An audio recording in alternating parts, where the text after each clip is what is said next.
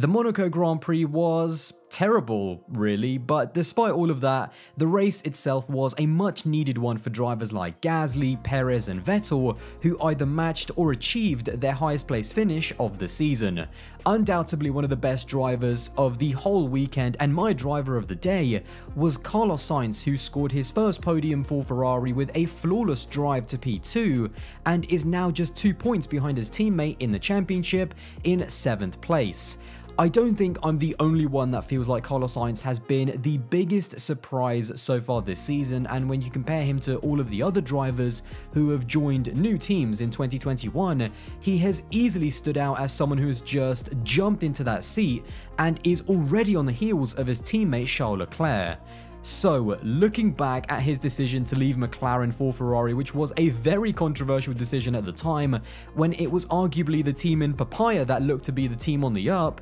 has Carlos Sainz, after only 5 races, already justified his decision to go to Ferrari? Looking back, it's been just over a year since the Sainz, Vettel and Ricciardo news was announced, and I think it's more than fair to say that there was a lot, and I mean a lot, of skepticism towards Sainz about his move to Ferrari. The thing is, most of the skepticism came off the back of the fact that in 2020, Ferrari were absolutely horrific, both in terms of their on-track results and their off-track drama. And although it was awkward seeing Sainz battle for podiums whilst at the same time finishing ahead of the team that he would go to next season, we've got to remember that Sainz made his decision to go to Ferrari before the first race had even happened because of the entire season getting postponed in 2020. So that's why at the time I didn't really feel the need to go in on Sainz, because when he actually made his choice, the last time we had actually seen Ferrari was at the back end of the 2019 season, in which Ferrari were the second best team on the grid. Now, obviously no one could have predicted how things would turn out with Ferrari and McLaren in 2020, but 1 year on from that decision, and Sainz has comfortably been the best driver at a new team, and although McLaren looked like the heavy favourites for that 3rd place in the Constructors, on top of the battle that we have up front for the title, we also have a fight between McLaren and Ferrari that is equally as close. Looking at Monaco in particular, Sainz was red hot all weekend long. He was the 2nd fastest in every single practice session, and what surprised me in a good way was how frustrated he was after qualifying, when he, by his own admission, failed to capitalise both on his pace and the pace that the car had around Monaco. Oh yeah, definitely very, very frustrating, tough to accept. It's not like every day of your life you get the chance to go for a pole lap around Monaco, and to don't even have that opportunity in that 2nd run is tremendously frustrating. So you can imagine today I'm disappointed, because I've had the pace all weekend to be in the front row. Pole or not, you know, it depends on Verstappen, Charles or me putting the lap together, but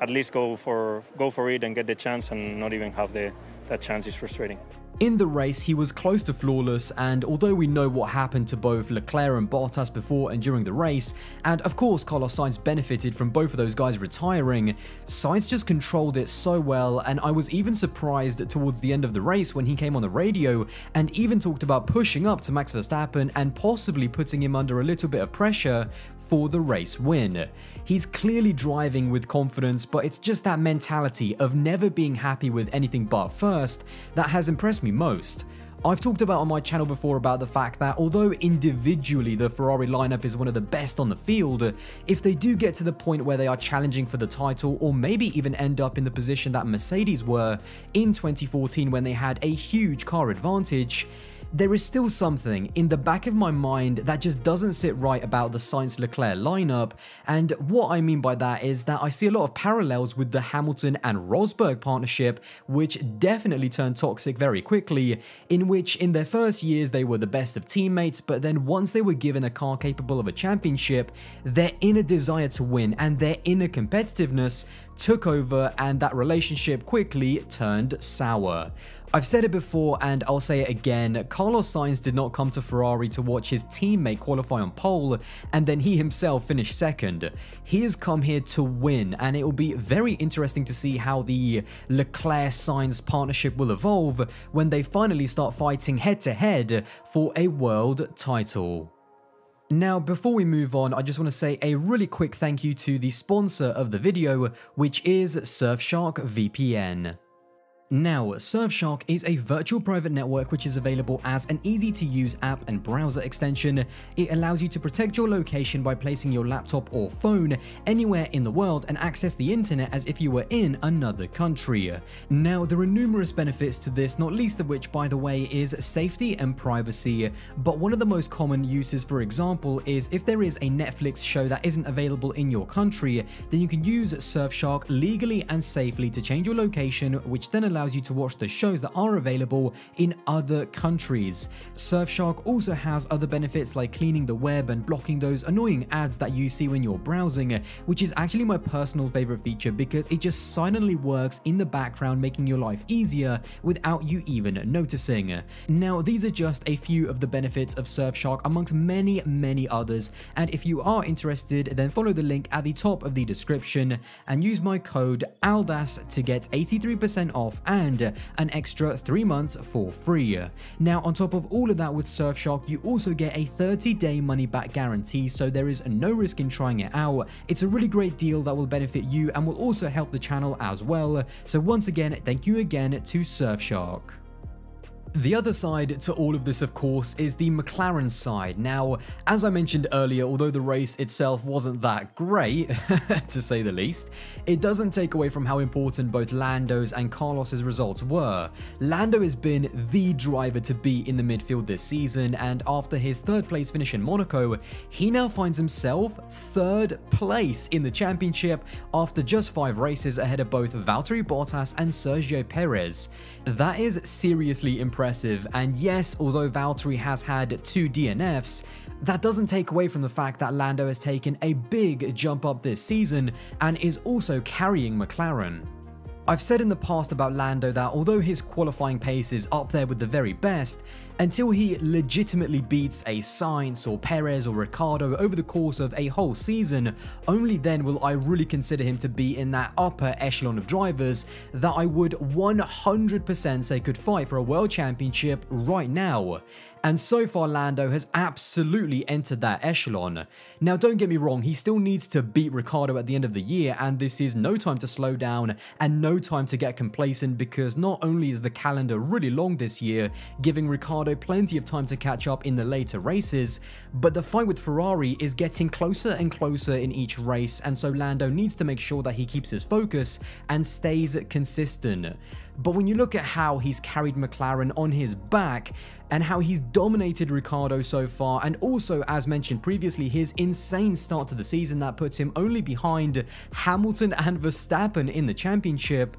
you've got to say that Sainz leaving McLaren when he did might have been perfect timing, because although last year the gap between them and the championship was just 8 points, those 8 points were the difference between Carlos finishing in 6th and Lando finishing in 9th. Now, this season, however, although Sainz has maintained his impressive form from last year, Lando has took that step up, and whilst I'm not saying that Carlos was scared of Lando and that's one of the reasons why he left, looking at how good Lando is now and how dominant he is in the team, I think Carlos might feel quite good about leaving McLaren when he did and being 2-0 against Lando in terms of their 2 seasons together. The last piece to this puzzle is Daniel Ricciardo. Now, I'm just going to come out and say it. What the hell is going on with Daniel Ricciardo? Because there is something that isn't quite right there. He talked after Monaco about having a lack of confidence in the car, but I just can't help but feel that there is something more going on in the background that we just don't know about. Now, I'll probably talk about Ricciardo more in depth in a later video and after a few more races, but I'll openly admit that I thought with how quick the McLaren was right out of the box, that Ricciardo was just going to jump into the car and after 2 or 3 races, be challenging for podiums. But something hasn't clicked, and I'm sure Norris scoring all of these podiums and driving so consistently so far is just battering Ricciardo psychologically within the team as well. I trust Ricciardo to finally start getting some big results at some point very soon this season, but if he keeps letting Norris run away in the championship and carry the team like he is, I think by the time Ricciardo gets up to speed, Norris is going to be long gone. And McLaren need Daniel Ricciardo because Ferrari have definitely improved since the start of the season, and their fight for that third place in the Constructors this season, which is going to be absolutely crazy all year long. I just can't quite believe what I'm about to say, but at this moment, it looks like Ricciardo is going to be the limiting factor that could be holding McLaren back at the start of this season.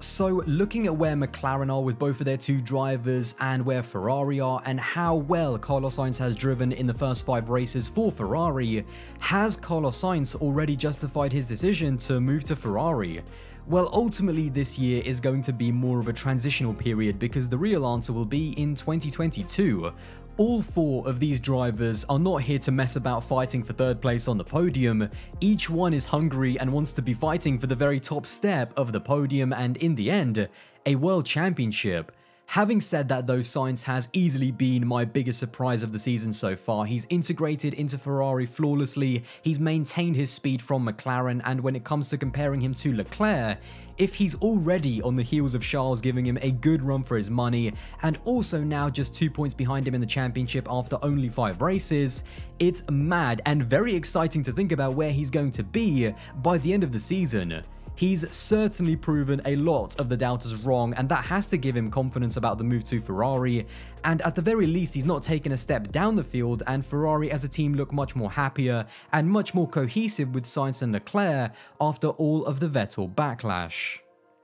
Me personally, I can't say for certain that the move was justified and that it was the right move in the long term just yet, because the truth is that 2022 is all that matters. But what I will say is that Carlos Sainz has solidified his status as one of the best and most adaptable drivers on the grid, and that Ferrari themselves look like a vastly better team with Carlos Sainz there.